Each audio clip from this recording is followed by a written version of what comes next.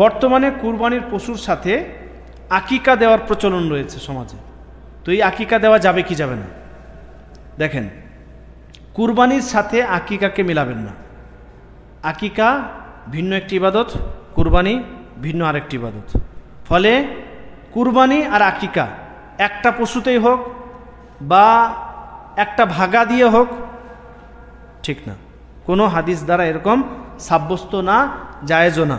তো আকিকা এবং কুরবানি একটা পশুতে জায়েজ হবে না, কারণ না কোনো সাহাবা একরামগণ না কোনো তাবাইনগণ এর উপর আমল করেছেন, এর আমলের কোনো অস্তিত্ব এবং প্রমাণ নেই।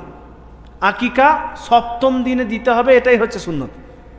আপনি কেন অপেক্ষা করে বসে আছেন যে কুরবানি আসবে, তখন কুরবানির যে গরু কিনবো, তো মায়ের নামে একটা ভাগ, বাবার নামে আরেকটা ভাগ, আর বাকি 4 ভাই আছে তাদের জন্য, আমার একটা সন্তান হয়েছে তার আকিকা একটা ভাগ আর আমার একটা ভাগ, এরকম করে আপনি 7 ভাগ করে দিলেন। জি না, ওই ভাগে দেওয়াই যাবে না।